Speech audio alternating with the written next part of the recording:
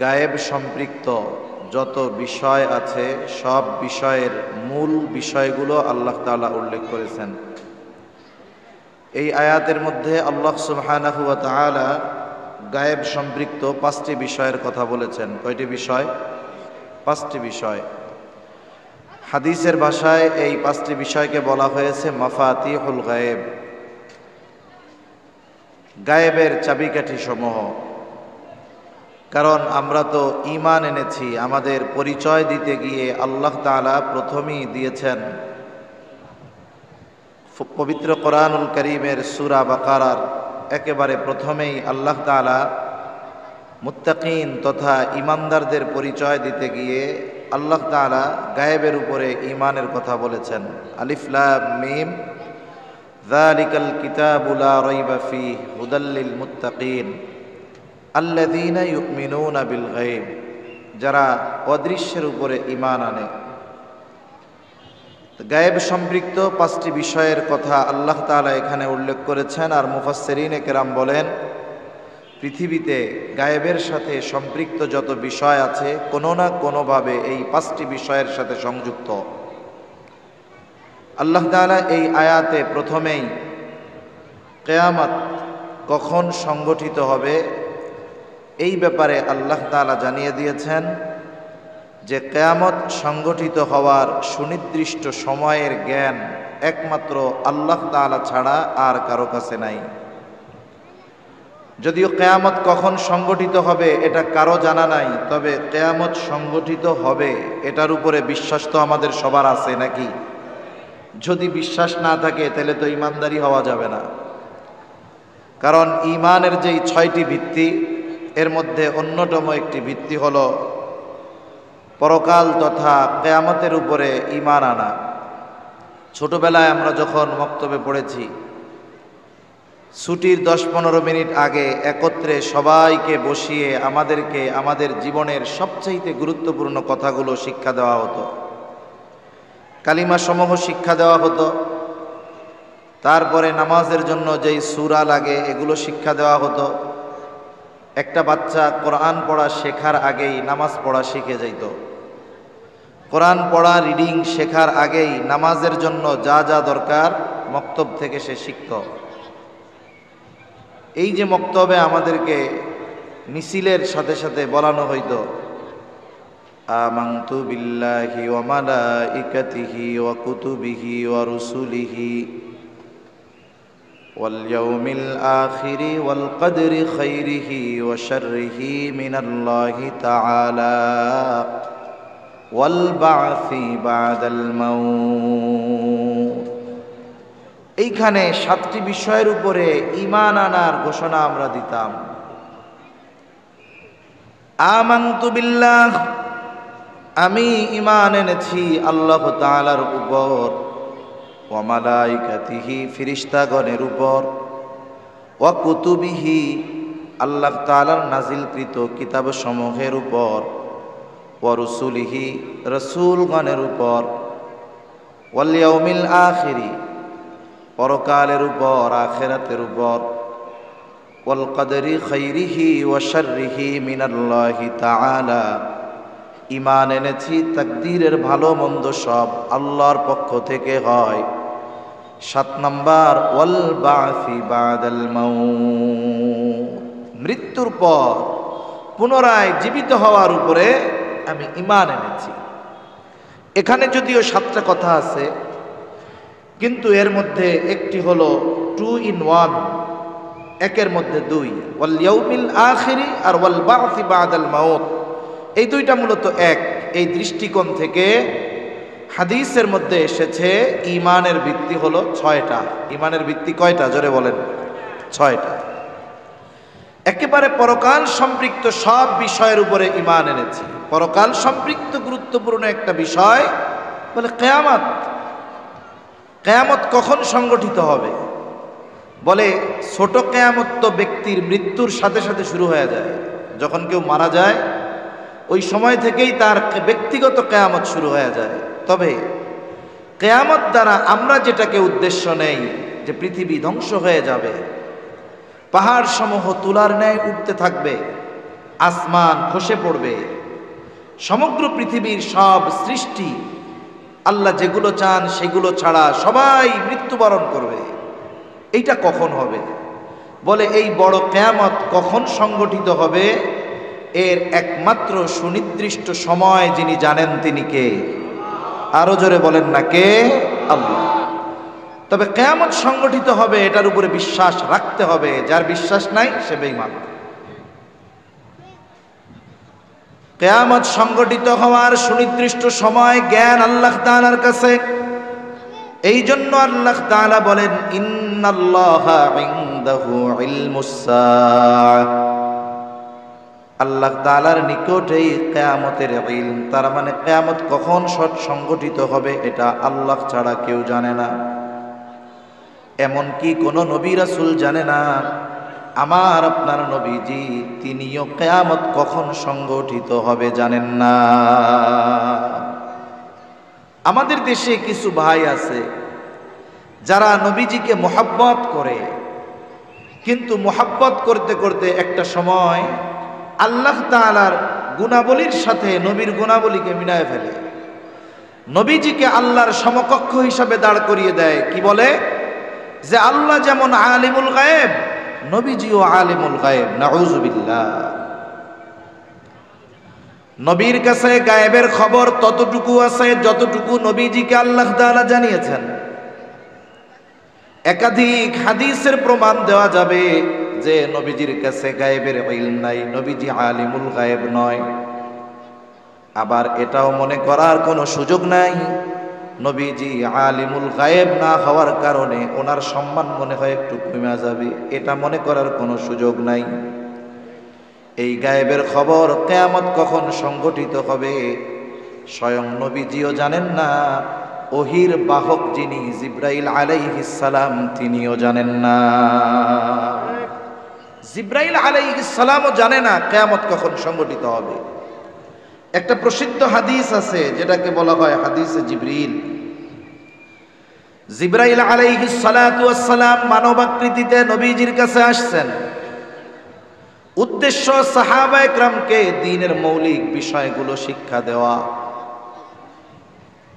জিব্রাইল আলাইহিস সালাম নবীর সামনে পায়ের সাথে হাঁটুর সাথে হাঁটু মিশায়া দিয়া বসলেন। লম্বা কথা, শুধু মূল কথাগুলো আপনাদের সাথে একটু আলোচনা করি। প্রশ্ন করলেন ইসলাম কি, ঈমান কি, ইহসান কি?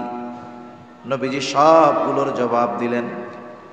এইবার জিব্রাইল আলাইহিস সালাম প্রশ্ন করতেছে কিয়ামত কখন সংগঠিত হবে।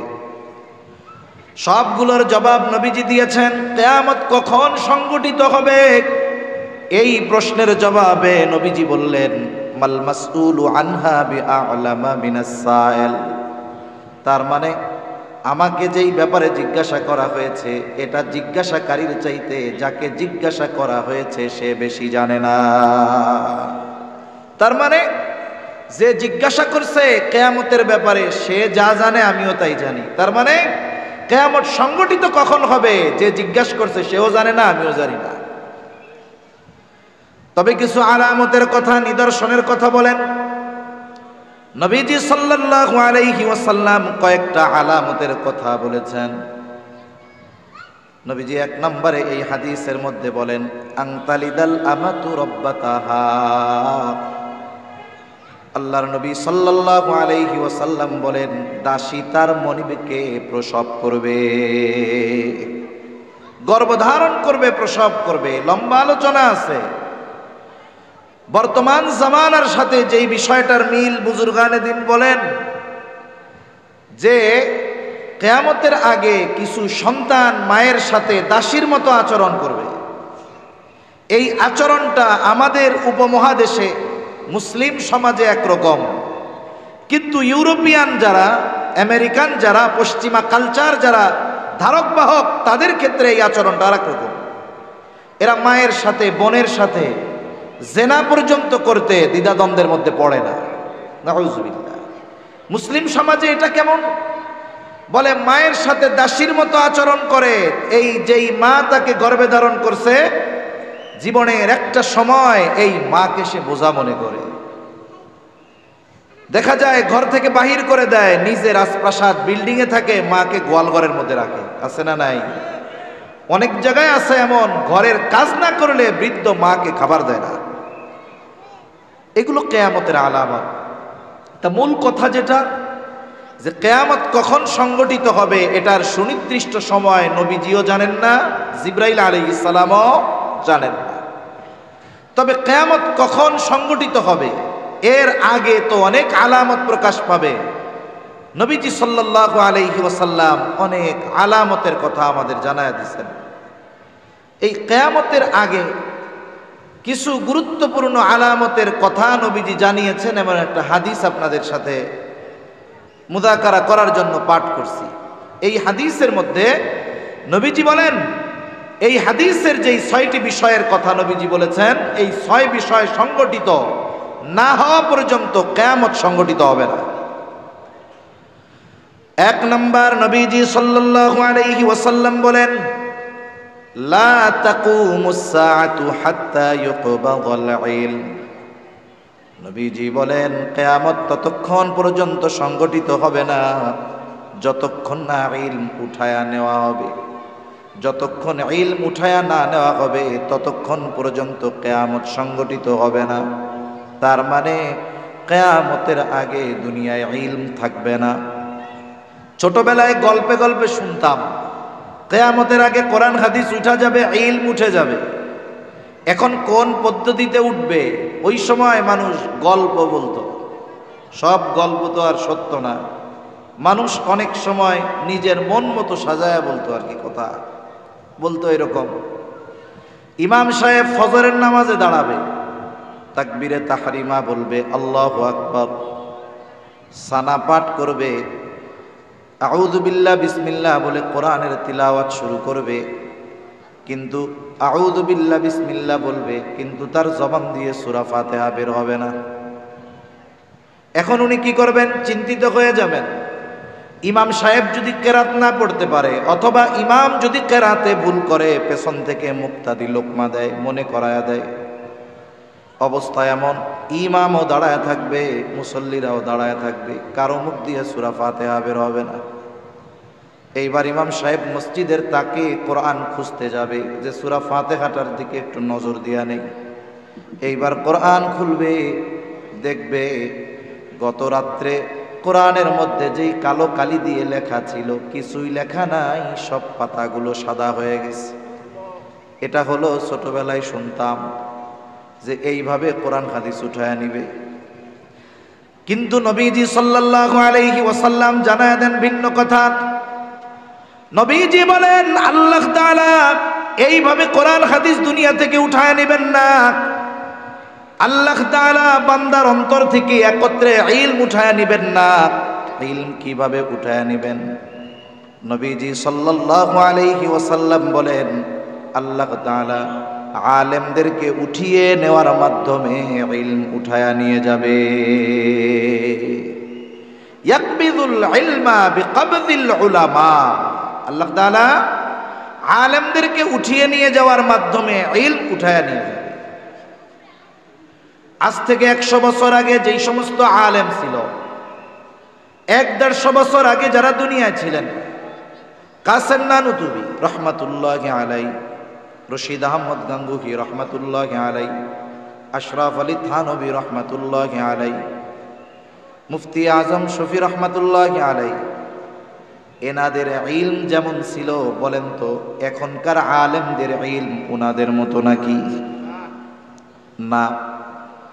তার মানে আমাদের অতীতে যারা চলে গেছে তাদের কোরআন হাদিসের যেই বুঝ, সেই বুঝ আমাদের মধ্যে নাই। এজন্য কিয়ামতের আগে আল্লাহ তাআলা কোরআন হাদিসের লেখা উঠায় নেবেন না। কোরআন হাদিস লেখায় থাকবে, বরং বাইন্ডিং পাতা আরো ঝকঝকা হবে, লেখা আরো সুন্দর হবে, কিন্তু ওই রকম আলেম থাকবে না। সদর সাহেব হুজুর রহমাতুল্লাহি আলাইহি, ওনার যেই বুঝ, সেই বুঝ আমাদের নাই, ওই রকম লোকই নাই। ধারাবাহিকতার ক্রমান্বয়ে একটা সময় এই রকম মুহাক্কিক আলেমরা দুনিয়া থেকে চলে যাবে। বলে কোরআন তো থাকবে, হাদিস তো থাকবে, কিন্তু বাস্তবে এরা আমল থাকবে না। এজন্য নবীজি সাল্লাল্লাহু আলাইহি ওয়াসাল্লাম আর হাদিসের মধ্যে বলেন, ইউশিকু আইয়াতিয়া আলান নাসি জামান লা ইয়াবকা মিনাল ইসলামি ইল্লা ইসমুহু ওয়া লা ইয়াবকা মিনাল কুরআন ইল্লা রাসমুহু। আল্লাহ রাব্বুল আলামিনের নবী বলেন, অচিরেই এমন এক জামানা আসবে, লা ইয়াবকা মিনাল কুরআন ইল্লা ইসমুহু, কোরআন শুধু নামে থাকবে, ওয়ালা ইয়াবকা মিনাল কুরআন ইল্লা ইসমুহু ওয়ালা ইয়াবকা মিনাল ইসলাম ইল্লা রাসমুহু। ইসলাম কিছুই থাকবে না, শুধু কিছু রুসম থাকবে। কোরআন নামে থাকবে, লেখায় থাকবে, কিন্তু মানুষের মধ্যে প্রকৃত পক্ষে ইসলাম আর কোরআনের আমল মানুষের মধ্যে পাওয়া যাবে না। এখন ইসলাম নামে আছে, যদি আমার কেউ জিজ্ঞাসা করে ধর্ম কি, বলি ইসলাম। সংবিধান কি, জীবন বিধান কি, বলে কোরআন। বলি ঠিক, কিন্তু না আছে আমার আপনার মধ্যে পরিপূর্ণ ইসলাম, না আছে আমার আপনার মধ্যে কোরআন। রাষ্ট্রীয় জীবন তো বহুদূর, ব্যক্তিগত জীবনেও আমরা কোরআন আর ইসলাম যতটুকু মানা সম্ভব ততটুকুও মানি না, ঠিক কিনা বলেন? অথচ কবরে রাখার পরে 3 প্রশ্ন করবে, ঠিক না? এই ভাই, এত কথা কন কেন? এত জোরে জোরে কথা বলেন কেন? চুপ করেন, অনেকক্ষণ ধরে বলতেই আছেন কথা বলবো, কথা বললে একটু দূরে যাও।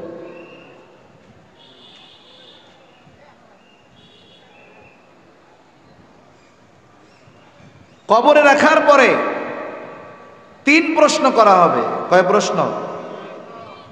দুনিয়ার সব মুসলমান এই 3 প্রশ্নের খবর জানে। জানে কি জানে না? অমুসলিমেরাও এই 3 প্রশ্নের খবর জানে। আল্লাহ রাব্বুল আলামিন এই প্রশ্ন আউটের ব্যবস্থা করে দিয়েছেন। দুনিয়ার পরীক্ষার হলের প্রশ্ন যদি পরীক্ষার মাত্র আধা ঘন্টা আগে ফাঁস হয়, বলে যেই শিক্ষার্থী একেবারে নাদান ও ওই পরীক্ষায় গোল্ডেন এ প্লাস পেয়ে যাবে। কিন্তু কবরের 3 প্রশ্নের জবাব আউট হয়ে গেছে আগেই। কিন্তু বাস্তবতা হলো জায়গা মতো তথা পরীক্ষার হলে গিয়ে এই 3 প্রশ্নের জবাব দেওয়া বড় কঠিন। কারণ দুনিয়ার পরীক্ষার হলের প্রশ্নের জবাবের সম্পৃক্ততা লেখাপড়া মুখস্থের সাথে অথবা বুঝের সাথে, কিন্তু কবরের 3 প্রশ্নের জবাব এটা লেখাপড়া মুখস্থ আর বুঝের সাথে সম্পৃক্ত নয়, বরং এই 3 প্রশ্নের জবাবের সম্পৃক্ততা হলো ব্যক্তির আমলের সাথে। যদি কোনো ব্যক্তি এমন হয় বধির, কানে শুনে না, জীবনে কোনোদিন শোনেও নাই যে এই 3 প্রশ্ন কবরে করা হবে, কিন্তু দুনিয়ায় ওই 3 প্রশ্নের আলোকে আমল করছে, বলে দুনিয়ায় প্রশ্নগুলা শুনে নাই, অসুবিধা নাই, কবরে গিয়ে যখন তাকে প্রশ্ন করবে মার রব্বুক, সে জবাব দিবে আমার রব আল্লাহ। ওমা দীনুক, তোমার দিন কি? জবাব দিবে আমার দিন ইসলাম।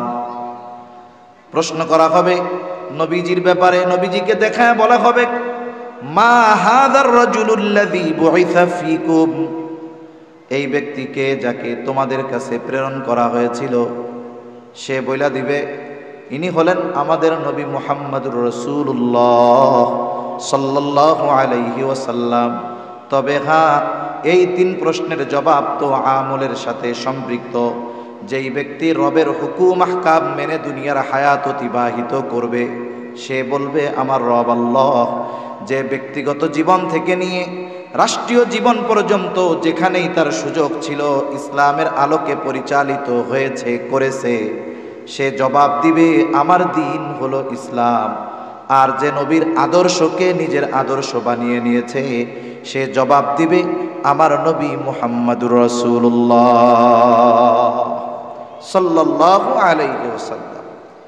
তাহলে ইসলামকে শুধু রুসম বানালে হবে না। ইহুদি নাসারারা শনি আর রবিবার নিছে, আর আমরা মুসলমানরা শুক্রবার নিছি।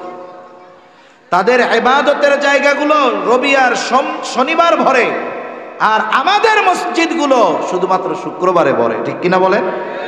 মনে করেন ঢাকা শহরের মধ্যে মহল্লার মসজিদ ৬-৭ তলা মসজিদ, মহল্লার মসজিদে তো আর বাইরের লোক আসে না, মহল্লার লোক ৬ তলা ভরে, আরো ১২ তলার লোক রাস্তা গিয়া দাঁড়ায়। অথচ এই মহল্লায় ওই দিন জুমার দিন আসরের নামাজে ৬ তলা তো বহুদূর, ৬ কাতারও ভরে না।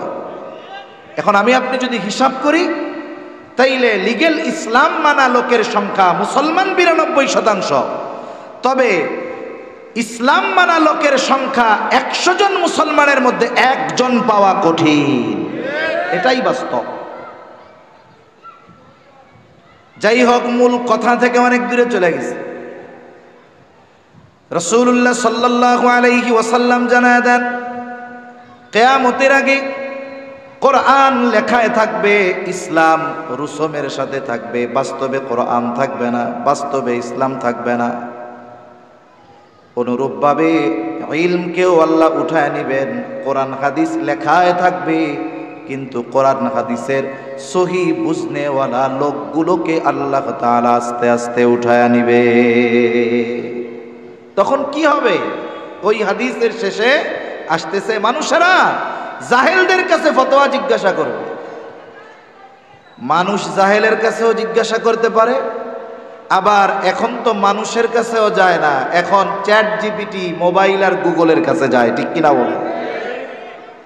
যার কারণে কি দেখা যায়, মাঝে মধ্যে দেখি গুগল দেখে দেখে নিজের চিকিৎসা করতে গিয়া মরছে। ওই রকম ইলমের একটা চেন আছে, এই কোরআন হাদিস শিক্ষার একটা চেন আছে। একজন আলেম তিনি ইলম অর্জন করেছেন কার থেকে, এভাবে তার সনদ আছে, চেন আছে। দেখা যাবে এই আলেম সর্বশেষ ইলম অর্জনের মাধ্যম শুরু হলো স্বয়ং রাসূলুল্লাহ সাল্লাল্লাহু আলাইহি ওয়াসাল্লাম থেকে। এজন্য মুহাক্কিক আলেমদের থেকে ইলম নিলে পথচ্যুত হওয়ার সম্ভাবনা কম। কিন্তু আমরা যদি মোবাইল আর গুগলকে, ইউটিউব আর ফেসবুককে আমাদের ইমাম বানায় ফেলি, তাইলে এটা আমাদের জাহান্নাম পর্যন্ত পৌঁছায় দেবে। জামানা এরকম আসবে, জাহেলদের থেকে ফতোয়া জিজ্ঞাসা করবে, আর ওই জাহেল মূর্খ অজ্ঞ এমন ফতোয়া দিবে, যারে ফতোয়া দিবে সে আমল কইরা পথভ্রষ্ট হবে, আর যে ফতোয়া দিছে জাহেল ও তো গোমরা আছে। এজন্য কিয়ামত আমাদের থেকে দূরে থাকবে কতক্ষণ? বলে আলেমরা এই জমিনে অবস্থান করবে যতক্ষণ। এজন্য মুহাক্কিক আলেমদের জন্য দোয়া করা, আর আলেম তৈরির কারখানাগুলোর প্রতি সুনজর দেওয়া। মাদ্রাসা যতদিন থাকবে বলে ইলম অর্জনের রাস্তা জারি থাকবে, আর এই মাদ্রাসা থেকেই ওই আলেমরা বের হবে যাদের বদৌলতে আল্লাহ তাআলা কিয়ামতকে আমাদের থেকে দূরে সরায় দেবে। তাহলে নবীজি সাল্লাল্লাহু আলাইহি ওয়াসাল্লাম বলেন, ১ নাম্বার, কিয়ামত ততক্ষণ পর্যন্ত সংগঠিত হবে না যতক্ষণ না ইলম উঠায় নেওয়া হবে। আর আল্লাহ তাআলা বান্দার অন্তর থেকে একত্রে ইলম উঠায় নেন না। আল্লাহ তাআলা কেমনে ইলম উঠায় নেন? বরং আলেমদেরকে উঠিয়ে নেওয়ার মাধ্যমে আল্লাহ তাআলা ইলম উঠায় নেয়। ২ নাম্বার, নবীজি সাল্লাল্লাহু আলাইহি ওয়াসাল্লাম বলেন, ততক্ষণ কিয়ামত সংগঠিত হবে না যতক্ষণ না জালজালা বেড়ে যাবে, ওয়াতাকসুরাজ জালাজিলু। তার মানে কিয়ামতের আগে জালজালা বেড়ে যাবে, ভূমিকম্প বেড়ে যাবে। ভূতাত্ত্বিকরা বলেন, পৃথিবীর যেই প্লেট আছে, টেকটনিক প্লেট, এগুলো নড়াচড়ার কারণে ভূমিকম্প হয়। তারা বলেন পৃথিবীতে প্রতিনিয়ত মৃদু আকারের ভূমিকম্প হতেই থাকে। কেন? বলে এই প্লেটের নড়াচড়া সব সময় চলতে থাকে। বলে ১ বছরে নড়াচড়া করে কয় কিলো, কিলো টিলো না, কয়েক সেন্টিমিটার নড়ে। এতটুকু নড়াচড়ায় ভূমিকম্প মৃদু মাত্রার হতেই থাকে। মাঝে মধ্যে যখন একটু দ্রুত, একটু গতি ওইটার চেয়ে বাড়ে, একটু চাপ হয়, বলে তখন ৭, ৭.৫, ৮ মাত্রার ভূমিকম্প হয়। ওই মাত্রার ভূমিকম্প যখন হয়, বলে উন্নত বিশ্বের যেই দেশগুলো আছে সর্বোচ্চ প্রযুক্তি ব্যবহার করে বানানো বিল্ডিংগুলাও কেমন যেন টলমল করতে থাকে। কয়েক বছর আগে তুরস্কে ভূমিকম্পে কি অবস্থা, এরপরে থাইল্যান্ডে হইল, আফগানিস্তানে হলো, হাজার হাজার মানুষ মারা গেছে। বড় বড় স্থাপনা মুহূর্তের মধ্যে ভেঙে পড়ছে। এত প্রযুক্তি দিয়ে বানানো উঁচু উঁচু প্রাসাদ ভেঙে পড়ে যাচ্ছে। আমাদের বাংলাদেশে যদি 7.5-8 মাত্রার হয়, বিজ্ঞানীরা যা বলে তাতে লক্ষ লক্ষ মানুষ মারা যাবে। তবে হ্যাঁ, ঠিক, বাংলাদেশের মানুষ ঈমান আমলে দুর্বল ঠিক, কিন্তু এরপরেও এদেশের মানুষ ইসলামকে অপছন্দ করে এমন ব্যক্তিদের পছন্দ করে না। ইসলামের প্রতি মায়া আছে, নবীর সুন্নাত মুখের মধ্যে নাই, কিন্তু নবীরে যদি কেউ কিছু বলে সহ্য করতে পারে না, ঠিক কিনা বলে? কোরআন পড়তে পারে না ঠিক, কিন্তু কোরআনের বিপক্ষে কেউ যদি কিছু বলে, কোরআনকে যদি অবমাননা করে, এদেশের মানুষ সহ্য করতে পারে না। এজন্য কি দেখলাম কয়েকদিন আগে এক প্রাইভেট ইউনিভার্সিটিতে, ইস্ট ওয়েস্ট না, নর্থ সাউথ ইউনিভার্সিটির মধ্যে কোরআনকে প্রকাশ্যে পা দিয়ে পড়ানো হয়েছে। নাউযুবিল্লাহি মিন যালিক। কি করা হলো? ওরা চিন্তা করে যে কোরআনকে অবমাননা করার মাধ্যমে ওরা মূলত আমাদের অবস্থাটা একটু পর্যবেক্ষণ করে, দেখি কোরআনকে অপমান করলে এদের হৃদয়ের সুপ্ত ঈমান তপ্ত হয়ে ওঠে কিনা।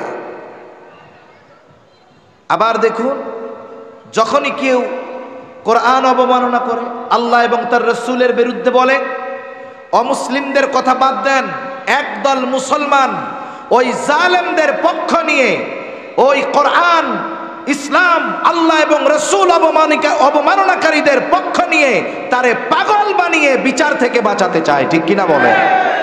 অমুসলিমেরা পক্ষ নিবে ভিন্ন কথা, কিন্তু মুসলমানেরা তাদের পক্ষ অবলম্বন করে, বলে এটা পাগল। পাগল টের পাও কখন?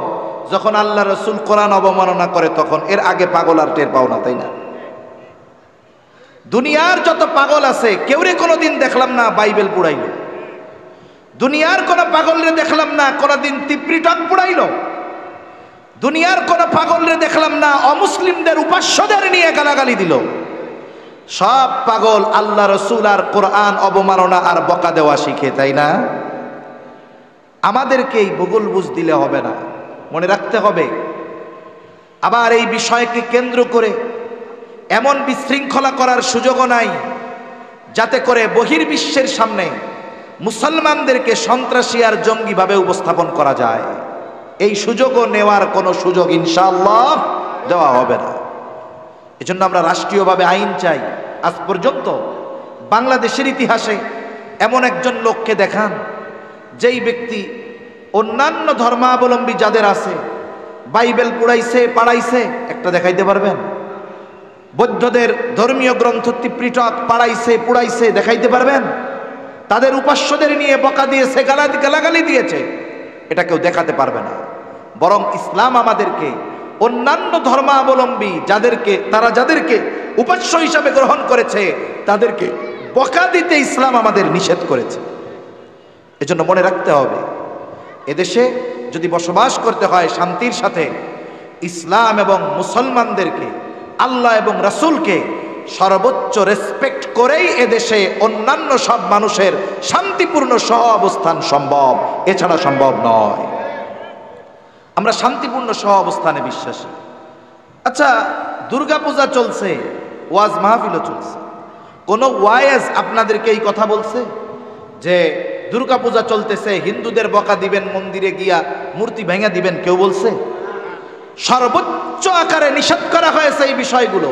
তবে হ্যাঁ, ঈমানের যেই দাবি নিষেধ করা হয়েছে যে কোন মুসলমান যেখানে শিরকি কর্মকাণ্ড চলে ওখানে যেতে পারে না, তাদের কাছে বা তাদের ওই পূজার অনুষ্ঠানে যাওয়ার ব্যাপারে নিষেধ করা হয়েছে। কিন্তু তাদের ধর্মীয় কালচার পালনে বাধা প্রদান তো বহুদূর। বরং আমরা প্রশাসনের কাছে বলেছি যে এদেশের নাগরিক হিসাবে তাদের সিকিউরিটি পাওয়া, নিরাপত্তা পাওয়া, এটা তাদের অধিকার, এটা তাদেরকে গভর্নমেন্টের দিতে হবে, ঠিক কিনা বলেন? এজন্য এই সুন্দর সহ অবস্থানপূর্ণ এক দেশ যেখানে সব ধর্মের মানুষ শান্তিপূর্ণভাবে বসবাস করে, এখানে মাঝে মধ্যে কিছু লোককে পাগল সাজিয়ে কোরআন অবমাননা করে মুসলমানদের হৃদয়ে আঘাত দেওয়া, এটা কিন্তু বারবার বরদাস্ত করা হবে না ইনশাআল্লাহ। এ ব্যাপারে রাষ্ট্রীয়ভাবে আইন জারি করা দরকার। তা সম্মানিত উপস্থিতি, বলতেছিলাম কিয়ামতের আগে জালজালা, ভূমিকম্প বেড়ে যাবে। বাংলাদেশে হয়তো হওয়ার মতো সম্ভাবনা, কিন্তু আল্লাহ দেয় না কেন? বলে এদের অন্তরে আল্লাহ এবং রসুলের মোহাব্বত আছে, এজন্য হয়তো ঝুঁকিপূর্ণ দেশ হওয়ার পরেও আল্লাহ তাআলা হেফাজত করে। ঠিক কিনা বলেন? এদেশে অসংখ্য উলামা একরাম আছে, অসংখ্য মাদ্রাসা আছে, আমরা হয়তো গোনা করি, কিন্তু এই দারুল উলুম মাবিয়া ইসলামিয়া মাদ্রাসার হেফজখানার ছোট ছোট নাবালক বাচ্চারা গভীর রাত্রে উঠে আল্লাহর কালাম তিলাওয়াত করে। ঠিক কিনা বলেন? এই যে লক্ষ লক্ষ হাফেজে কোরআন, হাজার হাজার হিফজখানা, হয়তো এদের বদৌলতে ঝুঁকিপূর্ণ অবস্থায় থাকার পরেও আল্লাহ তাআলা বড় মুসিবত দেন না। তাহলে কিয়ামতের আগে জালজালা বেড়ে যাবে। দুনিয়ামুখী মানুষেরা ভূমিকম্প বাড়ার কারণ জাগতিক নজর দিয়ে তালাশ করে, কিন্তু ঈমানদার যখন কোনো মুসিবত আসে এগুলোকে শুধু জাগতিক বিষয়ের নজর দিয়ে অনুসন্ধান করে না, বরং সাথে সাথে কোরআন সুন্নাহর দৃষ্টি দিয়ে তারা এগুলো অনুসন্ধান চালায়। কেন এই জমিনে মুসিবত, কেন স্থলে মুসিবত, কেন জলে মুসিবত, কেন ভূমিকম্প, কেন সিডর, কেন আয়লা, কেন লায়লা? আল্লাহ তাআলা কোরআনুল কারীমের মধ্যে বলেন, যাহারাল ফাসাদু ফিল বাররি ওয়াল বাহরি বিমা কাসাবাত আইদিন নাস লিয়ুযীকাহুম বা'দাল্লাযী আমিলু লাআল্লাহুম ইয়ারজিউন। আল্লাহ রাব্বুল আলামিন বলেন, যাহারাল ফাসাদু ফিল বাররি ওয়াল বাহরি বিমা কাসাবাত আইদিন নাস। জল স্থলে যত রকমের বিপর্যয়, আল্লাহ তাআলা বলেন এগুলো হলো মানুষের হাতের কামাই। তার মানে স্থলে আর জলে যত ধরনের মুসিবত, এগুলো আমাদের কর্মফল। তবে আল্লাহ তাআলা অতীতের উম্মতদের মতো শাস্তি দিয়া আমাদের ধ্বংস করে দিতে চান না। সাময়িক কিছু মুসিবত দিয়ে আমাদেরকে একটু কষ্ট আস্বাদন করান কেন? বলে ধ্বংস করে দেওয়ার জন্য নয়, বরং আমরা যেন ওই মুসিবতে সতর্ক হয়ে আল্লাহর দিকে ফিরে যাই। এজন্য আল্লাহ তাআলা বলেন, লিয়ুযীকাহুম বা'দাল্লাযী আমিলু লাআল্লাহুম ইয়ারজিউন, যাতে করে আমরা আল্লাহর দিকে প্রত্যাবর্তন করি, পাপাচার অনাচারের পথ ত্যাগ করে কল্যাণ আর নেকের পথের পথিক হয়ে যাই, পাপের পথ ছেড়ে যেন নেকের পথের পথিক হয়ে যাই। এই জন্য আল্লাহ তাআলা আমাদের কর্মের কারণে জল স্থলে কিছু মুসিবত দিয়ে আমাদের সতর্ক করে দেয়।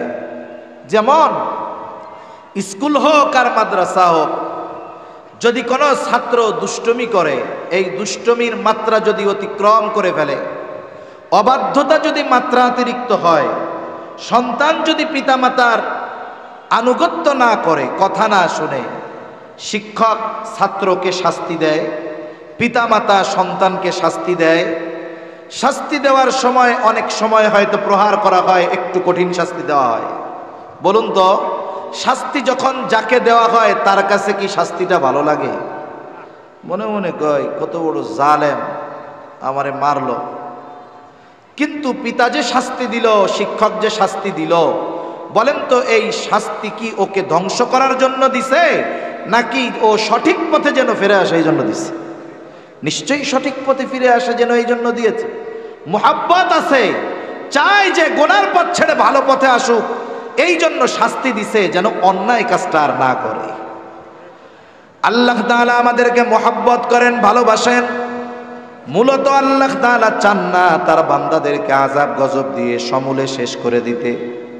তবে যতটুকু দেন এটা আমাদের পাপের কারণে হয়, আর আল্লাহ এই জন্য দেন যেন এই শাস্তি আস্বাদন করে আমরা আল্লাহর দিকে ফিরে যাই। এজন্য ভূমিকম্প হয়, এটা আমাদের হাতের কামাই। বলে ভূমিকম্প কেন হয়? জমিনে পাপাচার যখন বাড়ে ভূমিকম্প বেড়ে যায়। জমিনের মধ্যে জুলুম বেড়ে যায়, ভূমিকম্প বেড়ে যায়। দোকানদার ওজনে কম দেওয়া শুরু করে বলে ভূমিকম্প বেড়ে যায়। নাচ গান অশ্লীলতা মদ্যপান বেড়ে যায় বলে ভূমিকম্প বেড়ে যায়। তাহলে জমিনে ভূমিকম্প সংগঠিত হওয়ার অন্যতম কারণ হলো এই আল্লাহর জমিনে পাপাচার অনাচার অশ্লীলতা বেড়ে যাওয়া। এজন্য যদি বড় ধরনের ক্ষতি থেকে বাঁচতে হয় আমাদেরকে পাপ মুক্ত জীবন গঠন করতে হবে। আল্লাহ তৌফিক দান করেন। এরপরে নবীজি সাল্লাল্লাহু আলাইহি ওয়াসাল্লাম জানায় দেন ওয়ায়াতাকারাবাজ জামান, কিয়ামতের আগে সময় সংকুচিত হয়ে যাবে। মনে হবে এক জুমা থেকে আরেক জুমা কেমন যেন চোখের পলকে চলে আসছে। হাদিসের মধ্যে আসছে এক যুগ কেমন যেন বছরের ন্যায় হয়ে যাবে, বছর কেমন যেন মাসের ন্যায় হয়ে যাবে, মাস কেমন যেন সপ্তাহের ন্যায় হয়ে যাবে, সপ্তাহ কেমন যেন দিনের ন্যায় হয়ে যাবে, আর দিন কেমন যেন ঘন্টার মতো হয়ে যাবে, ঘন্টা কেমন যেন মিনিটের মতো হয়ে যাবে, আর প্রতিটা মিনিট কেমন যেন সেকেন্ডের ন্যায় হয়ে যাবে। তার মানে কিয়ামতের আগে সময় সংকুচিত হয়ে যাবে।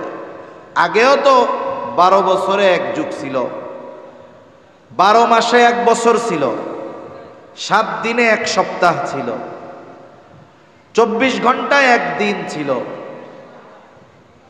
60 মিনিটে এক ঘন্টা ছিল, 60 সেকেন্ডে এক মিনিট ছিল। আগেও যা ছিল এখনো তাই আছে, কিন্তু মূল সমস্যা কোথায়?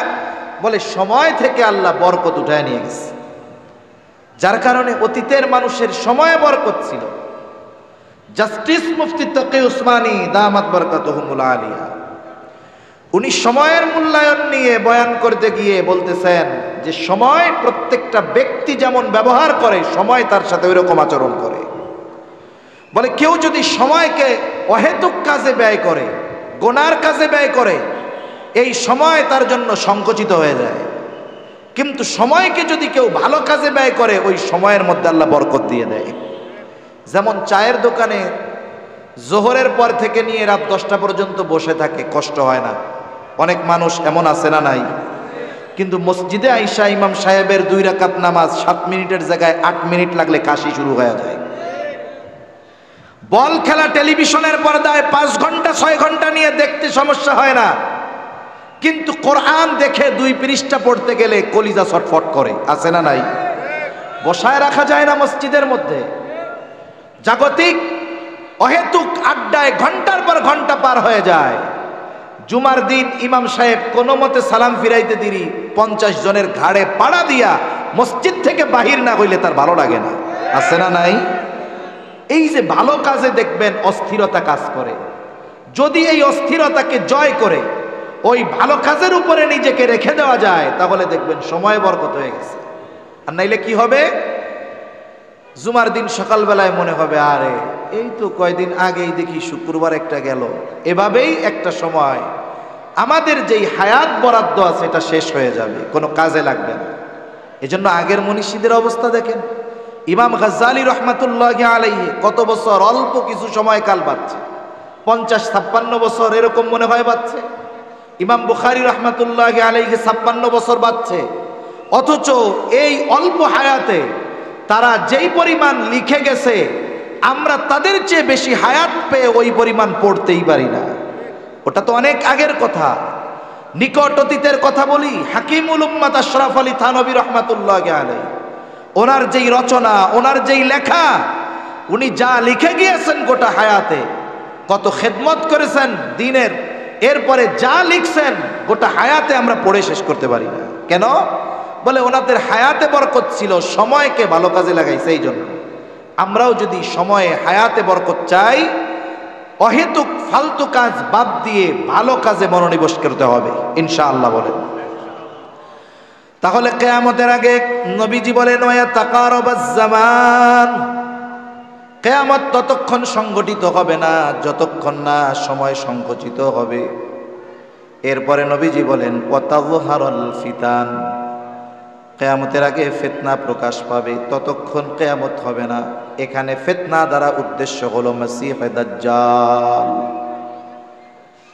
ওই দাজ্জালের আগমনের ক্ষেত্র প্রস্তুত করতেছে ইসরাইল। ইসরাইল ওকে ত্রাণকর্তা মনে করে, যার কারণে সুদূর ইউফ্রেটিস নদী থেকে নিয়ে নীলনদ পর্যন্ত গ্রেটার ইসরাইল তৈরির বাসনা তাদের মনে। কিন্তু আফসোস, তারা তাদের মনের কথা প্রকাশ্যে ঢাকঢোল পিটায়া বলে দিচ্ছে, অথচ যেই দেশগুলোর উপরে তারা ভয়ালো থাবা দিয়ে রাখছে, ওই মুসলিম দেশগুলার শাসকদের ঘুম ভাঙে না। যাদের দেশ দখলের হুমকি জাতীয় সঙ্গে গিয়ে দিচ্ছে, ওই দেশগুলোর কোনো আহ নাই। এরা একেবারে মৃত লাশের ন্যায় হয়ে গেছে। অনেক সময় তো মানুষ মরা লাশেও ভয় পায় না, ভয় পায় যে একজন মরে গেছে, একা একা যাইব রাতের বেলা, ভয় লাগে, স্বাভাবিক। ইসরাইল একটা ব্যক্তি মরা লাশকে যেই পরিমাণ ভয় পায়, ইসরাইল আরবের শাসকদেরকে ওই পরিমাণও ভয় পায় না। একটা পিঁপড়ার কামড়কে যেই পরিমাণ ভয় পায় ইসরাইল, ওরা আরব শাসকদের ওই পরিমাণ ভয় পায় না। থোড়া কেয়ার, কোনো গনেই না এদেরকে। কিন্তু যাদের উপরে মুসিবত প্রথমে পতিত হবে, এই মানুষগুলারই কোনো খবর নাই, হুঁশ নাই। এজন্য আমরা দোয়া করি, আল্লাহ তাআলা ওই সমস্ত রাষ্ট্রপ্রধানদের ঘুমন্ত বিবেককে আল্লাহ জাগ্রত বানায় দেন। আজকে অবরুদ্ধ গাজায় মুসলমানদের উপরে যেই নির্যাতন, শুধু মুসলিম বিশ্ব নয়, গোটা পৃথিবীর অধিকাংশ দেশ ইসরায়েলের এই বর্বরতার বিরুদ্ধে অবস্থান নেওয়ার পরেও গোটা পৃথিবীকে বৃদ্ধাঙ্গুলি দেখিয়ে অবরুদ্ধ গাজার মুসলমানদের উপরে যেই ধ্বংসলীলা চালাচ্ছে, এর কারণে সবচাইতে বড় দায়ী ওই আরব গাদ্দারগুলো। যদি ওরা গাদ্দারি না করত, তাহলে ওসমানী খেলাফতের পতন হতো না। বিষ ফোড়া ইসরায়েল ওই পবিত্র ভূমিতে এসে বসতি স্থাপন করতে পারত না, ঠিক কিনা বলো? এজন্য মুসলমান, ওই জায়গায় মুসলমানদের ওই পরিস্থিতি, আমরাও মোটামুটি এক গাজার মতো ভূখণ্ডে বসবাস করতেছি। এজন্য প্রত্যেকটা ইমানদারের উচিত ধ্বংস হয়ে যাওয়ার আগে ওই ধরনের জালেমদেরকে ধ্বংস করার প্রস্তুতি নেওয়া, ঈমান আমল মজবুত করা, এবং যদি কোনো বহির্শত্রু দেশের উপরে, ইসলামের উপরে আক্রমণ করার অপচেষ্টা করে, জীবনের সর্বশেষ রক্তবিন্দু দিয়ে হলেও ওদের প্রতিহত করার জন্য প্রস্তুত থাকা, ঠিক কিনা বলেন? মনে রাখবেন, ওই সমস্ত মানুষের অন্তরেই মাটির মোহাব্বত থাকে, বলে যাদের অন্তরে ঈমান থাকে। একমাত্র ঈমানদারদের মধ্যেই দেশপ্রেম থাকে, ঈমানদারদের মধ্যেই উম্মাহ প্রেম থাকে। আর যারা মুখে স্বাধীনতার ওই বিষয়গুলোকে নিয়ে, যারা ৭১ পতাকা, জাতীয় সঙ্গীতের চেতনাকে নিয়ে দেশপ্রেম হাইলাইট করে, এই সবগুলা চিটিং বাজার বাটপার, এরা সময় মতো দেখবেন একটাও দেশের মধ্যে থাকবে না। কারণ আমাকে আপনাকে থাকতে হবে। আপনার কানাডায় বাড়ি নাই, আমারও কানাডায় বাড়ি নাই। ওরা তো পালাইয়া পাশের দেশে চলে যাওয়ার অবস্থা হয়েছে, কিন্তু আমাকে আপনাকে পাশের দেশে ঢোকার কোনো সুযোগ দেওয়া হবে না। হয়তো মরতে হবে, না হয় বঙ্গোপসাগরের মধ্যে ছুটতে হবে, এছাড়া উপায় নাই। এখন যদি মৃত্যুই হয় সর্বশেষ অবস্থা, তাহলে ঈমানের সাথে জালেমদের বিরুদ্ধে লড়াই করে মরাই শ্রেয়, ঠিক কিনা বলেন? সেজন্য সম্মানিত উপস্থিতি, প্রস্তুত থাকতে হবে আমাদের। তাহলে কিয়ামতের আগে সবচেয়ে বড় ফিতনা হলো দাজ্জালের ফিতনা। নবীজি সাল্লাল্লাহু আলাইহি ওয়াসাল্লাম এই ফিতনা থেকে বাঁচার আমল আমাদের শিখায়া দিয়েছেন।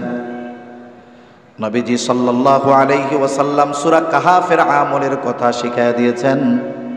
নবীজি বলেন, জুমার দিন যে সূরা কাহাফ তিলাওয়াত করবে, আল্লাহ রব্বুল আলামিন তাকে দাজ্জালের ফিতনা থেকে হেফাজত করবে। আরেক বর্ণনায় আসছে কমপক্ষে 10 আয়াত। প্রথম 10 আয়াত আমার আপনার জীবনে বেঁচে থাকার জন্য আল্লাহ তাআলা শ্বাস প্রশ্বাসকে যেমন জরুরি করে দিয়েছেন, বলে না খেয়ে যদি হায়াত থাকে 2-4-10 বেলা বাঁচা যাবে, কিন্তু 10 মিনিট বেঁচে থাকার জন্য বলেন তো অক্সিজেন নেওয়ার দরকার আছে না নাই? কার্বন ডাই অক্সাইড ছাড়ার দরকার আছে না নাই? মানুষ না খেয়ে বেঁচে থাকতে পারবে, কিন্তু কে আছেন এইখানে যে হুজুর আমি 1 ঘন্টাও না 10টা মিনিট নাক মুখ টেপ দিয়ে পেঁচায় রাখবেন, আল্লাহর রহমতে বাইসা থাকমু? এই চ্যালেঞ্জ নেওয়ার মতো ক্ষমতা কারো আছে? নাই। এই শ্বাস প্রশ্বাস আমার আপনার জীবনে বেঁচে থাকার জন্য যেমন জরুরি, ফিতনা থেকে বাঁচার জন্য অনুরূপভাবে সূরা কাহাফের আমলটাও আমি আপনি জরুরি বানায় নিব। 10টা আয়াত মুখস্থ করেন, এক এক স্বপ্নে এক এক আয়াত মুখস্থ করেন। একটা পৃষ্ঠা কতটুকু? আর নিজের ঘরের মানুষদেরকে মুখস্থ করান। এতে কি হবে? বুজুর্গানে দিন বলেন, যেই আমলে দাজ্জালের মতো ফিতনা থেকে বাঁচা যাবে, ওই আমল দাজ্জাল আগমনের আগে যত ফিতনা আছে ওগুলো থেকেও আল্লাহ চাইতো ওই আমলের কারণে আল্লাহ বান্দাকে হেফাজত করবে। এজন্য সূরা কাহফের আমল গুরুত্ব দিয়ে করব তো ইনশাআল্লাহ। আল্লাহ তৌফিক দান করেন। এরপরে নবীজি সাল্লাল্লাহু আলাইহি ওয়াসাল্লাম বলেন, ওয়া তাকসুরাল হারাজ, কিয়ামতের আগে হারাজ বেড়ে যাবে। সাহাবায়ে কেরাম নবীজিকে জিজ্ঞাসা করে, ইয়া রাসূলুল্লাহ সাল্লাল্লাহু আলাইহি ওয়াসাল্লাম, আমরা তো প্রতি বছর হাজার হাজার মুশরিকদের হত্যা করি। নবীজি বলেন, হারজ এটা না। নবীজি সাল্লাল্লাহু আলাইহি ওয়াসাল্লাম বলেন, কিয়ামতের আগে মুসলমানদের মধ্যে পারস্পরিক হত্যাকাণ্ড বেড়ে যাবে। চাচা ভাতিজাকে খুন করবে, ভাতিজা চাচাকে খুন করবে, এক প্রতিবেশী অপর প্রতিবেশীকে খুন করবে, বাবা ছেলেকে, ছেলে বাবাকে, মামা ভাগিনাকে, ভাগিনা মামাকে। মুসলমানদের মধ্যে বলেন তো পারস্পরিক হত্যাকাণ্ড বেশি না কম? গোটা পৃথিবীতে অমুসলিমেরা দৈনিক যেই পরিমাণ মুসলমানদের হত্যা করে, বর্তমান দুনিয়ায় এককভাবে একই দিনে সবচাইতে বেশি মানুষ হত্যা হয় গাজায়। গোটা পৃথিবীতে অমুসলিমদের মাধ্যমে একদিনে যত মানুষ হত্যা হয় তার চাইতে কম পক্ষে 10 গুণ বেশি মানুষ মুসলমান অপর মুসলমানের দ্বারা হত্যাকাণ্ডের শিকার হয়। তার মানে পারস্পরিক হত্যাকাণ্ড এত পরিমাণ বেশি যে অমুসলিমেরাও এত পরিমাণ মুসলমান দৈনিক হত্যা করে না। হয়তো পারিবারিক কারণে, না হয় সামাজিক কারণে, না হয় রাজনৈতিক কারণে, অথবা অর্থনৈতিক কারণে দৈনিক মুসলমানদের মধ্যে মুসলমানেরাই অপর মুসলমানকে হত্যা করতেছে। এর সংখ্যা কাফেরদের দ্বারা হত্যাকাণ্ড হওয়ার সংখ্যার 10 গুণের চাইতেও বেশি। এটা সময়ের সাথে সাথে বাড়তেছে, কিয়ামতের আগে আরো বাড়বে। একটা সময় তো মানুষ আর একটা মানুষকে হত্যা করবে এটা চিন্তাও করতো না। যদি বাংলাদেশের মধ্যে কোথাও একটা অন্যায়ভাবে হত্যাকাণ্ড হতো, অনলাইন ছিল না, ফেসবুক ইউটিউব কিছুই ছিল না, অথচ ওই ধরনের হত্যাকাণ্ড গোটা দেশকে একেবারে উত্তাল সমুদ্রে পরিণত করতো, ঠিক কিনা বলেন? কিন্তু এখন আমার ঘরের পাশে হত্যা হয়, আমি মুখে চুপ কইরা বসে থাকি, যে মনে মনে কই আল্লাহ আমি বাইসে আছি আলহামদুলিল্লাহ, সব মইরা যায় জাগা। হত্যাকাণ্ডের পরিমাণ এত বেড়েছে, তুচ্ছ কারণে মানুষ মানুষকে হত্যা করতেছে। বাকি টাকা 2 টাকা পায়, দোকানদার চাইছে 2 টাকা পাই দেন, এই কারণে হত্যা করে ফেলতেছে।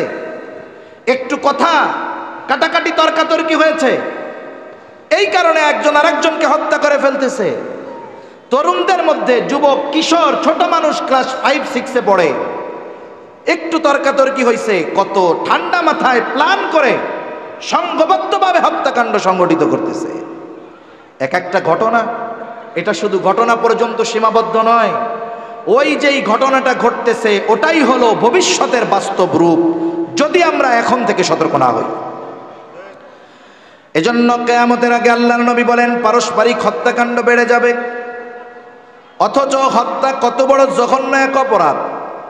রাসূলুল্লাহ সাল্লাল্লাহু আলাইহি ওয়াসাল্লাম বলেন সিবাবুল মুমিনি ফুসুকুন ওয়া কিতালুহু কুফর। নবীজি সাল্লাল্লাহু আলাইহি ওয়াসাল্লাম বলেন মুমিনকে গালি দেওয়া ফাসিকি পাপের কাজ, আর হত্যা করা কুফরি। অথচ এই হত্যাকাণ্ড অহরহ হইতেছে। মুমিনকে গালি দেওয়া যেখানে নিষেধ, মুমিনকে গালি দেওয়া যেখানে ইসলাম মানা করেছে, সেখানে হত্যাকাণ্ড আমাদের কাছে সাধারণ হয়ে গেছে। অথচ দেখুন এই জবান হেফাজতের মাধ্যমেই জান্নাতের নিশ্চয়তা পাওয়া যায়। আর যত ধরনের অন্যায় সংগঠিত হয়, অধিকাংশ অন্যায়ের সূচনা হয় এই জবান থেকে। এজন্য নবীজি সাল্লাল্লাহু আলাইহি ওয়াসাল্লাম বলেন, আল মুসলিমু মান সালিমাল মুসলিমুনা মিন লিসানিহি ওয়া ইয়াদিহি। নবীজি সাল্লাল্লাহু আলাইহি ওয়াসাল্লাম বলেন, মুসলমান কে? বলে যে যত বেশি গরুর গোশত খাইতে পারে সে তত বড় মুসলমান, ঠিক না? মুসলমানে নিলেই মুসলমান না, গরুর গোশত বেশি খাইলেই মুসলমান না। নবীজি বলেন প্রকৃত মুসলমান হলো সে যার জবান এবং হাতের অনিষ্ট থেকে অপর মুসলমান নিরাপদ থাকে। এখন আমাকে এই হাদিসের আলোকে আমার ওজন মাপতে হবে, আসলে মুসলমানিত্ব আমার মধ্যে আছে নাকি?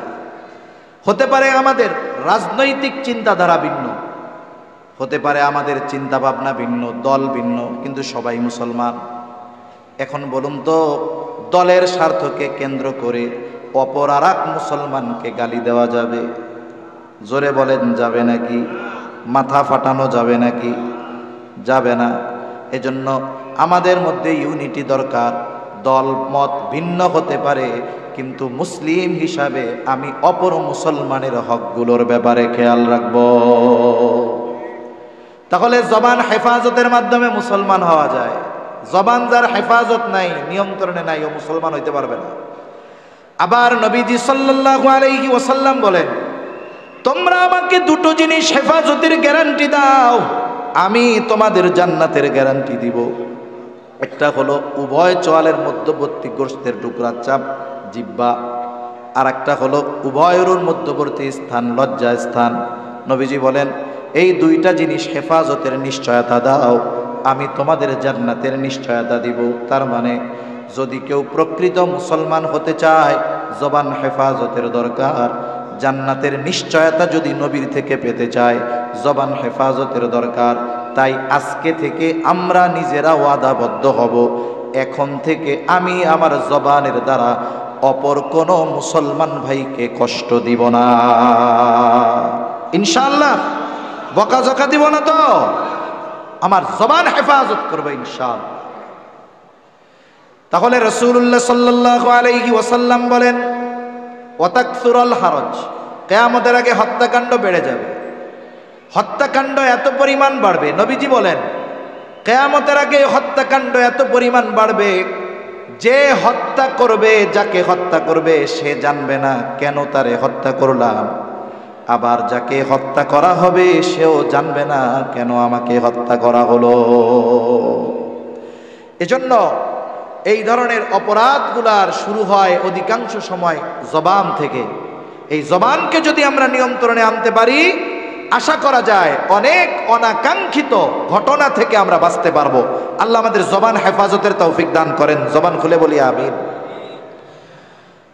6 নম্বর, নবীজি সাল্লাল্লাহু আলাইহি ওয়াসাল্লাম বলেন, কিয়ামতের আগে মানুষের সম্পদ এত পরিমাণ বাড়বে যে সম্পদ উপচে পড়বে। মুফাসসিরিন মুহাদ্দিসিনে কেরাম বলেন, এই অবস্থাটা কিয়ামতের একেবারে আগে হবে। ঈসা আলাইহিস সালামের জামানায় এরকম ঘটনা ঘটবে। গোটা পৃথিবীতে মুসলমানেরা এতটা স্বাবলম্বী হবে, সচ্ছল হয়ে যাবে যে সদকা দেওয়ার মতো মানুষ খুঁজে পাবে না, টাকা পয়সা দেওয়ার মতো মানুষ খুঁজে পাবে না। এই পরিমাণ সচ্ছলতা মুসলমানদের মধ্যে আসবে। মানুষের সম্পদের মধ্যে এত প্রবৃদ্ধি ঘটবে যে মানুষের সম্পদ উপচায়া পড়বে, কিন্তু দান সাদকা করার মতো মানুষ খুঁজে পাবে না। নবীজি বলেন, এই 6টি বিষয় সংগঠিত হওয়ার আগে কিয়ামত সংগঠিত হবে না। তাহলে আসেন এবার আয়াতের দিকে ফিরে যাই। আল্লাহ রাব্বুল আলামিন 1 নম্বরে বলেন, ইন্নাল্লাহা ইনদাহু ইলমুস সাআহ। তাহলে কিয়ামতের ইলম তথা কিয়ামত সংগঠিত কখন হবে, এই ইলম একমাত্র যার কাছে তিনি কে? 2 নম্বর, আল্লাহ তাআলা বলেন, ওয়া ইউনাজ্জিলুল গায়থ, তিনি বৃষ্টি নামান। মেঘ হলেই বৃষ্টি হয় না। অনেক সময় আমরা দেখি গোটা আকাশ দুপুরবেলায় অন্ধকার মেঘে ছেয়ে গেছে। দুপুর 12টা, মনে হচ্ছে রাত 12টা, মানুষেরা ঘরে চলে গেছে যে বৃষ্টিতে আজকে অবস্থা খারাপ। 5 মিনিট পর দমকা হাওয়া, মুহূর্তের মধ্যে আকাশ ক্লিয়ার হয় কি হয় না? আবার অনেক সময় রোদও আছে, আকাশে মাথার উপরে মেঘও নাই, ধুমসে বৃষ্টি নামা শুরু হয়ে গেছে। এই জন্য মেঘ হলেই বৃষ্টি হয় না, বরং বৃষ্টি যিনি দেন তিনি কে? এরপরে আল্লাহ তাআলা বলেন ওয়ায়ালামু মা ফিল আরহাম, মায়ের রেহেমে মাতৃগর্ভে কি আছে, ছেলে না মেয়ে, এটা কেউ জানে না, জানে কে? এখন কইতে পারেন হুজুর হওয়ার আগেই তো আল্ট্রাসোনোগ্রাফির মাধ্যমে আমরা জেনে যাই। বলে হ্যাঁ জানেন, ঠিক আছে, তবে কখন জানেন? আল্লাহ তাআলা আকৃতি দেন এরপরে জানেন, কিন্তু এর আগেও তো প্রায় 4 মাস 120 দিন মায়ের পেটে থাকে, রক্তপিণ্ড হিসাবে থাকে, মাংসপিণ্ড হিসাবে থাকে। আকৃতি আসার আগে দুনিয়ার কোন বিজ্ঞান আছে? বিজ্ঞানী আছে শুধুমাত্র ওই রক্ত, জমাট রক্ত আর মাংসপিণ্ড গবেষণা করে বলবে এটা ছেলে না মেয়ে, এটা বলার ক্ষমতা কারো নাই। বরং আল্ট্রাসোনোগ্রামের মাধ্যমে বলতে পারে কখন? বলে ওই সন্তানকে মায়ের পেটে যখন আল্লাহ তাআলা আকৃতি দেয় তখন শুধু বলতে পারে পেটে ছেলে না মেয়ে, এর আগে বলতে পারে না। এর আগে বলার মতো ক্ষমতা কারো নাই। এরপরে আল্লাহ তাআলা বলেন ওয়ামা তাদরি নাফসুম মাযা তাকসিবু গাদা, কেউ জানে না আগামী দিন সে কি উপার্জন করবে, আজকে তার অবস্থান কি, আগামীকাল অবস্থান কি হবে কেউ জানে না। ওই যে কবি সুন্দর কথা বলে, নদীর এপাড় ভাঙে ওপাড় গড়ে, এই তো নদীর খেলা, সকাল বেলার ধনীরে তুই ফকির সন্ধ্যাবেলা।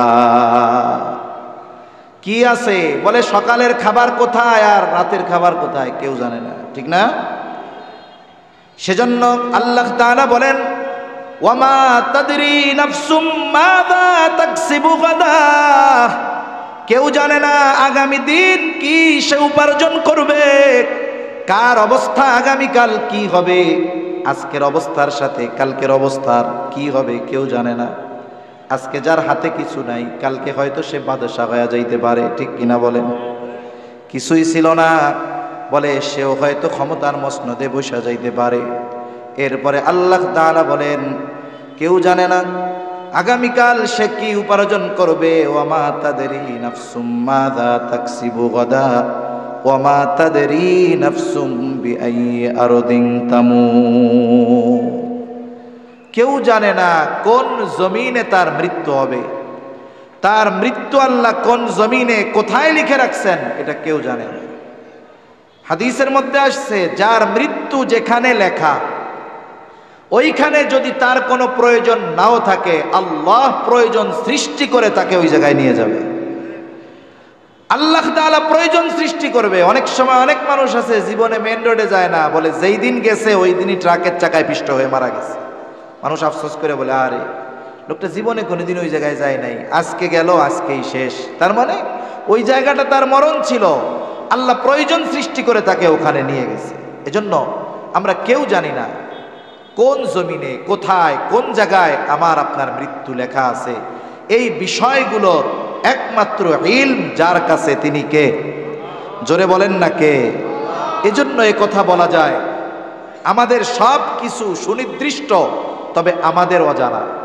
আমাদের হায়াত কতটুকু, মৃত্যু কোথায়, সব সুনির্দিষ্ট, তবে আমাদের অজানা, আমাদের জানা নাই। এজন্য কি করা উচিত? আমাদের উচিত সর্বদা ওই আখিরাতের প্রস্তুতি নেওয়া, আমাদেরকে অহেতুক কাজ থেকে বিরত থাকা, ভালো কাজ করা। আমরা আমাদের জীবনের ভালো গুরুত্বপূর্ণ কাজ কোনগুলো, আমাদের জীবনের গুরুত্বপূর্ণ কাজ কোনগুলো, এটা আমরা কিভাবে বাঁচবো একটা বিষয় খেয়াল করেন, তাহলে বুঝতে পারবো যে আমাদের জীবনের গুরুত্বপূর্ণ কাজ কি। আমরা যারা মুসলমান আছি প্রত্যেকেই মৃত্যুর ভয় আছে, আখেরাতের চিন্তা আছে, সে নামাজ পড়ুক আর না পড়ুক, ঠিক কিনা বলেন? সবাই চিন্তা করে। অনেকে আছে চায়ের দোকানে আড্ডা দেওয়াটাকে সে গুরুত্বপূর্ণ কাজ মনে করে, অনেকে ফেসবুক মোবাইল টিপাকে গুরুত্বপূর্ণ কাজ মনে করে। মনে করেন এইখানে আমরা যারা আছি, আমাদের এই কয়জন, আমরা এখন নিশ্চিত হয়ে গেলাম যে এখন 9:25 বাজে, আমাদের সবার 10টার সময় মৃত্যু হবে। হাতে আছে কয় মিনিট? জোরে বলেন না, কয় মিনিট? এই মুহূর্তে কি করবেন? চিন্তা করবেন ফেসবুক বাইর করে একটা পোস্ট দেই যে গাইস 35 মিনিট পরে আমার মৃত্যু হবে। কেউ দিবে? আরেকজন কি চিন্তা করবে আরে চার দোকানে যাইয়া চা খাইয়া একটু আড্ডাটা জলদি করে দিয়াই, এই চিন্তা করবে? সব বাদ দিয়া অজু কইরা মসজিদে ঢুকবো, 2 রাকাত নামাজ পড়বে, জীবনের শ্রেষ্ঠ নামাজ। যে ব্যক্তি জীবনে কোনোদিন আল্লাহর ভয়ে তো বহুদূর, ব্যথা পাইয়াও কান্দে নাই, ও দেখবেন কান্না শুরু করে দিছে আল্লাহর কাছে, আল্লাহ মাফ করে দাও, আল্লাহ জাহান্নাম থেকে বাঁচাও, জীবনের সব মাফ করো। তার মানে এখন থেকে আধা ঘন্টা পরে আমার আপনার যদি মৃত্যু হয়, এই আধা ঘন্টা যেই কাজ আমি আপনি করব, ওই কাজই আমার আপনার জীবনের সবচাইতে গুরুত্বপূর্ণ কাজ।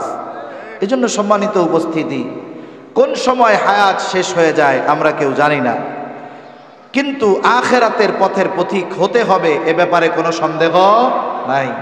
এজন্য চালাক তো তারাই যারা এই দুনিয়ায় থাকতে আখেরাতের পাথেও সংগ্রহ করে নেয়, যারা দুনিয়াকে আখেরাতকে প্রাধান্য দিয়ে দুনিয়ার সুখ স্বাচ্ছন্দ্যকে গ্রহণ করে। কারণ আল্লাহ তাআলা বলেছেন, মান কানা ইউরিদু হারসাল আখিরাতি নাজিদ লাহু ফি হারসি ওয়া মান কানা ইউরিদু হারসাদ দুনিয়া নুতিহি মিনহা ওয়া মা লাহু ফিল আখিরাতি মিন নাসিব। আল্লাহ তাআলা বলেন যে আল্লাহ তাআলার কাছে আখিরাতের ফসল চায়, আখিরাত চায়, আল্লাহ তাকে আখিরাত দেন, সাথে সাথে কি দেন? নাজিদ লাহু ফি হারসি। আল্লাহ বলেন আমি তার এই ফসলের মধ্যে প্রবৃদ্ধি দান করি। অতিরিক্ত কখন দেয়? বলে আগে পরিপূর্ণ দেওয়ার পরে এরপরে অতিরিক্তটা দেয়। কিন্তু যে শুধু দুনিয়া চায়, ওমান কানা ইউরিদু হারসাদ দুনিয়া, যে শুধু দুনিয়া চায়, আল্লাহ বলেন নুতিহি মিনহা, তাকে আমি দেই কতটুক? বলে সে যতটুক চায় ততটুক নয়, বরং আমি যতটুক চাই তাকে ততটুক দেই। একজনের মন চায় প্রেসিডেন্ট হইতে, সে যদি মেম্বার হইয়া বসে থাকে, বলেন তো এই মেম্বার হওয়ার মধ্যে শান্তি আছে?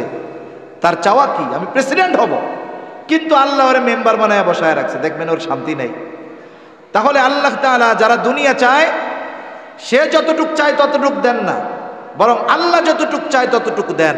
কিন্তু ক্ষতি কি? ওমা লাহু ফিল আখিরাতি মিন নাসিব, আখিরাতে তার জন্য কিছু নাই। এজন্য দুনিয়া কেমন? বলে অনেক সময় বাজারে গেলে 5 লিটারের তেলের সাথে 100 গ্রামের একটা সাবান ফ্রি দেয়, দেয় কি দেয় না? মাঝে মধ্যে আপনি যেই দোকানে বাজার করেন, পরে গিয়ে যদি বলেন 5 বছর ধরে তোমার দোকান থেকে বাজার কিনতেছি, আজকে আর আসল কিনবো না, ফ্রি সাবানটা দিয়ে দাও, দিবে? বলবে ভাই আপনি তেল কিনেন, সাবান ফ্রি পেয়ে যাবেন। আমি আপনি যদি আখিরাত চাই, ওই তেল কিনলে যেমন সাবান ওই দোকানদার এমনি দিয়ে দেয়, আল্লাহর কাছে যদি আখিরাত চাই, জীবনকে যদি আখিরাতকে অগ্রাধিকার দিয়ে গড়ি, তাহলে দুনিয়া অটোমেটিক আমাদের দিবেন কে? আল্লাহ দিবেন। আল্লাহ কথাগুলো বুঝবার তৌফিক দান করেন। বুজুর্গানে দিন ওলামা হযরত আসতেছেন, গুরুত্বপূর্ণ আলোচনা হবে। আমার আলোচনা শেষ, তবে এখন আপনাদের কাছে একটু আরজি। এই যে মাদ্রাসা, কত সুন্দর এক মাদ্রাসা, মাদ্রাসার পরিচালক যেমন যোগ্য, প্রতিষ্ঠাতারাও তেমন যোগ্য, মাদ্রাসার পরিবেশও সুন্দর আলহামদুলিল্লাহ, পড়ালেখাও আলহামদুলিল্লাহ অনেক সুন্দর। আশেপাশের প্রতিষ্ঠানগুলোর মধ্যে অন্যতম একটি সুন্দর প্রতিষ্ঠান, মনোরম একটি প্রতিষ্ঠান। এই প্রতিষ্ঠানগুলোতে শুধুমাত্র সচ্ছল অভিভাবকের সন্তানেরা পড়ে এমনটা নয়, অনেক সময় এমন মানুষের সন্তানেরাও পড়ে যারা নিজেদের দৈনিক খাবার অর্জন করতে পারে না, খাবারের ব্যবস্থা করতে পারে না। বাংলাদেশের সমীকরণ হলো, এদেশে এনজিওরা এসেছিল দারিদ্রতা বিমোচনার নামে, অসহায়দেরকে সহায়তা করার জন্য, কিন্তু বাংলাদেশের সমীকরণ এই যে এতিম, অসহায়, অনাথ, দরিদ্র যারা আছে, সবচাইতে বেশি এই ধরনের কওমি মাদ্রাসাগুলায় তাদের লালন পালন, প্রতিপালন, পড়ালেখা, খাদ্য, বস্ত্র, চিকিৎসা, বাসস্থান, যেই মৌলিক অধিকার, এগুলো এই মাদ্রাসাগুলো থেকে ব্যবস্থা করা হয়। এনজিওরা চুষে নিয়ে যাচ্ছে, কিন্তু এই মাদ্রাসাগুলো আপনাদের সহযোগিতার কারণে সারা বাংলাদেশে লক্ষ লক্ষ অসহায়, ইয়তীম, অনাথ শিশুদের লালন পালন সহ লেখাপড়া, চিকিৎসা, পোশাক, এগুলোর ব্যবস্থাও করতেছে। আপনারাই দিয়ে থাকেন, আপনারাই দিয়েছেন। আবার কিছু কিছু সময় কিছু কিছু মানুষ একটা উপলক্ষে কিছু সহযোগিতা করে, যদি এখন কোনো ভাই এরকম থাকেন, আসলে আমি এগুলো বলার ব্যাপারে অপারগ, কিন্তু বন্ধুবর ভাই গাজী সিদ্দিকুর রহমান সাহেব ওনার প্রতিষ্ঠিত এই প্রতিষ্ঠানের, ওনার পরিচালিত এই প্রতিষ্ঠানের মহব্বতে আপনাদের কাছে একটু বলতেছি, যদি